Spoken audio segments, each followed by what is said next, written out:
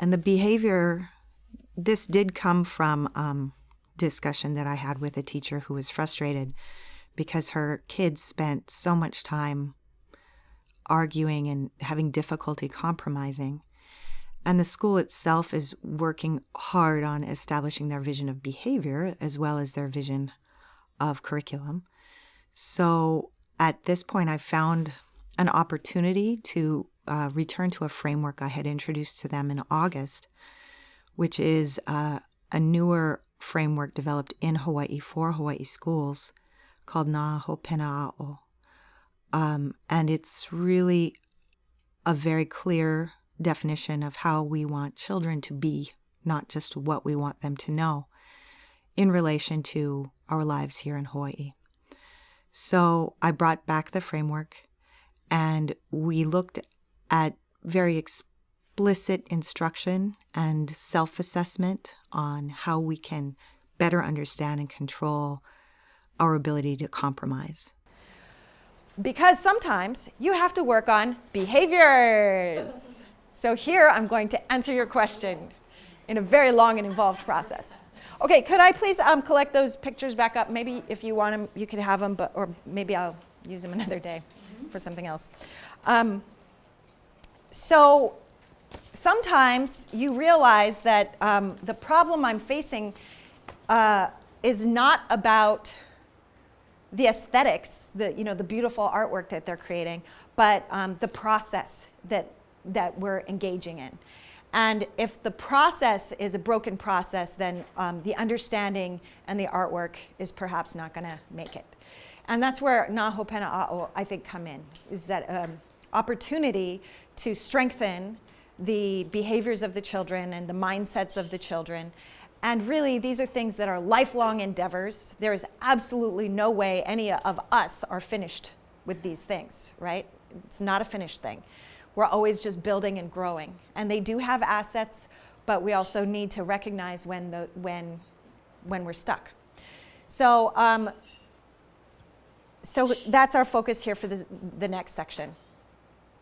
My background is, of course, constructivist. However, I really believe strongly that children need explicit instruction. We can't just expect them to behave right, to act right, because they may not have that expectation at home. They may not have that experience, and man, their brains are so unique. And so my son has some differences. Both of my kids are really different, and their brains are really different. And every night at dinner, we do explicit instruction on how to act, how to interact, how to ask questions, how to take turns when you're talking. Like, I cannot believe how those things do not come naturally to my children. So I feel like we have to do this sometimes. And Harmony's saying, there's a real need in my classroom. Compromise is a problem. I see this as a problem. It's not your failing. It's not the kids failing. They just haven't learned how to do it yet. So we have to teach it. It's a part of behavior literacy. So we got to articulate this goal that we see. And maybe the HA framework can help us define it. What is this about? And then provide the modeling, the practice, the direct instruction, and the guided practice. And then to ask students to assess. And that's sometimes we can give them their assessment, but their self-assessment is way more powerful when it comes to behavior. So I'm going to just use this example to address the real needs of the classroom. In my class, students often squabble about minor decisions that they need to make together. They have trouble listening to their peers' ideas and letting go of their own. In short, they are having trouble compromising. Exactly. So weird. Super weird. But it happens in lots of classrooms. That's why I did this one. I didn't see this particular issue when I came in and did rounds and visited. I saw other things though, and so we all have them. We all have something to work on when it comes to this. So here's my example, and we're going to just play around and practice what I think explicit instruction in Na Hopena A'o might look like. So the first thing I would do is to explain to my students with my beautiful framework the idea of Kuleana, that we all have, yes, responsibilities, and responsibility is work, but with responsibility is privilege. When I have to play a role on a team, It's work. But I am so lucky because I get to be a part of a team. And that's a privilege. And we cannot have a team unless we have compromise. That is what defines a team. If we're in a va'a and we're paddling together, and I've got half of the group decides to go this way and half of the group goes that way, we're going round in circles. And that is what happens if you do not compromise. Sometimes, even if you don't want to go in that direction, you have to go in that direction because the wellness of the team is more important than me. And so that needs to be explained to the kids, you know, with examples and non-examples. That is explicit instruction. And then we have to break it down a little bit. Compromise is a really big word. It's a huge word for little kids. So what does it mean to compromise? Well, when we do our drama work together, this is what it means to me. It means that everybody has to listen to each other. It also means that everybody has to share. You can't just cruise, man. You all have to contribute. It also means that we all have to agree. And here's the really important thing. Agreeing has to happen super fast. Because we don't have time to junkampo, especially when you think exactly like your partner. So we don't have time to junkampo for every decision. We just don't have time in the day. We're going to make a decision, we're going to go. So these are the things we're going to practice today in our drama lesson. These are the things that we are also going to assess and check back in at the end of the drama lesson and see how you're doing.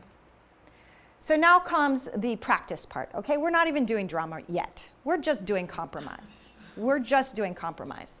So in a moment, you are going to have a lot of partnerships. You're going to have a lot of people to play with. And when you get your partner, you're going to have to practice doing all these things. Listening, sharing, agreeing fast, okay? So here's an example. Could I have a partner? Are you going to help me, Sid? Sure. Yeah, because I was looking at you. All right, so you know we have this lesson coming up on volcanoes. We're going to have to make some drama about volcanoes. So in a moment, we're going to get random partners. When I say back to back, you will stand back to back like this. Then I'm going to give you a problem or a question. If you had to walk a mile, would you walk on a'a or pahoehoe? Then you turn and talk, and you both have to share. Two people, not just one, but two people. Which would you rather, pahoehoe or a'a? Probably pahoehoe because it's not as sharp as a'a. Well, I would go on a'a because I really think it's like challenging and adventurous. Oh my gosh, we disagree. You guys, what are we going to do? This is a disaster. Because we both shared, so we did that part. Congratulations. We both shared, we did listen to each other, but now we have to agree fast, right? You know what, Sydney? I'm going to go with your idea because I actually think it makes a little more sense. And even though if I were by myself, I would go on a'a. If I'm traveling with another person, I want to be respectful. So let's go ahead and go with pahoehoe. So we just agreed. You agree? I agree. Okay, so now we're going to cross our arms and go back to back. And we're going to see how fast we can make those agreements happen. Okay, everybody on your feet. Let's do it. Let's just practice. We're practicing the art of compromise. Not even girls, boys weren't looking for boys, so you are already starting with the Kuleana that you have. The question is, if a volcano were erupting near your town in Wahiawa, there's no active volcanoes here. I'm saying, what if? Would you flee Mauka or Makai? Turn and talk. How fast can you do it? Both share. And when you're done, back to back, arms. Okay, one team is done. Wow, that was fast. Two teams done. And if you're done, back to back and cross your arms. You're running out of time. You've got 5 seconds. Once you agree, back to back. All right, and you did it. Okay, I just want to see by a thumbs up. Did both partners share? If that's true, give me a thumbs up. Did both partners listen to each other? Did both partners agree? And do you feel like you agreed fast? You can give me a side if you're like, could be faster, then you can give me a side. All right, so if you have a side thumb, maybe that could be your focus for the next round. Go, walk around. Say thank you and walk around the room. Every now and then you can change direction. I like how you... Okay, so we still haven't started our drama lesson. We're about to start our drama lesson, and what I would like you to do right now is to think about which part of compromising do you really want to work on today? Do you find challenging? Is it the fast part? Is it the listening part? Is it the sharing part? Sometimes are you shy and you just like, I'll take out other people's ideas. I won't share. You know, which part is hardest for you and do you think you want to work on today? And talk to your shoulder partner and decide what your goal is during our lesson today. Could I see how many of you have your goal today is listening? I have 2 listeners. How many of you have your goal today is sharing? Making sure that you speak up and you share your idea. And how many of you have your goal to be agreeing? Everybody's agreeable, but how many of you want to make that happen fast? Oh my gosh, look at what a diverse group we have. All right, so we do our goal setting, and then we go into our lesson. We do our snapshots, we do our volcano work, we do all of the other wonderful things you do as teachers, the strategies and methods that you use. And at the very end, we're going to go back to the goal, and we have to self-assess. So then I would just stick to those explicit things that I'm trying to teach and have them figure out how they did. And if this can be done verbally, if your kids are not writers yet, this can be done with a show of thumbs or fingers or smiley faces or whatever you like to make sure that they are coming back to their goal and thinking about how they did. And it's not going to happen in one lesson, right? If you got a whole class full of squabblers, it's not going to happen in one lesson. But now they know what they're supposed to do and how to do it. And if that doesn't work, you can even give them sentence frames. So what I hear is that you want to do Pele's hair, but you want to do magical mysterious, and I want to do snow on top of the mountain. So we all want 3 different things. That's paraphrasing. So that's one strategy that you could introduce with this idea of compromise. You know, there's more strategies for compromising. But I just come back to this idea that we can't just expect students to be hawful without any ha instruction. And so occasionally making that happen. And of course, the older they get, the more you can talk and write and be reflective about how did you do? How did you take responsibility? What is your strength? What is your challenge? What is your future goal in our next lesson going to be? So that they're really thinking about it in a meaningful way. And that these ha goals are quite important. That they are, I mean, to me as a mother, I'll just speak as a mother, to me, these outcomes are perhaps even more important than benchmarks and standards.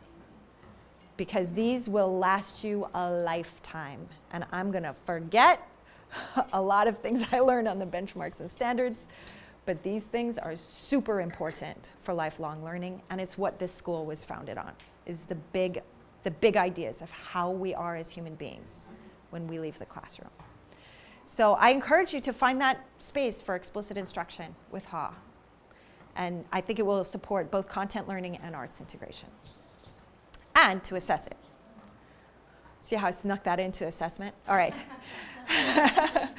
Okay, here's our last section here, which is that idea of content. So we assessed art, we assessed process, and now what about the content? And maybe this is something that you have to include on your report card. Maybe this is something you have to show evidence for when you meet with parents, because they know that reading is really super important. So we have actually integration within the integration. The volcano that we work that we did today had to do with main topic. So we were working on main topic, but we were also using our bodies as models to represent landforms, a landform. So we had a science idea in there as well. Modeling and snapshot and tableau, they go great together. So whenever you're doing science with snapshot, you are basically doing this standard. So at this point, I would like to give you back your photographs. I just made one for each group, but it went pretty fast, and if I had a solid lunch period in between, I might be able to make one for every single individual, but I'm going to let you do this in groups. So I'll give you back your photograph right now. And I would like you to think about, so this is your assessment project right now. I want you just to think as teachers. If I were the teacher here, I would say exactly what to do. I would give you the prompt, and I would tell you what to do, and I would show you how to do it and everything like that. But instead, I kind of want you to think about what you should do with this. How would you label it or create a caption? Also, captions are a second grade standard, that kids are learning what captions are. So what would you do? Would you give it a title? You know, like, how would you show evidence of these two things? What could you tell your students, and then this is the sample that you'll create that shows evidence of these two things. Does that make sense? It's kind of squishy. Yeah, so create a sample of assessment evidence that demonstrates understanding in these two things. That's your job right now.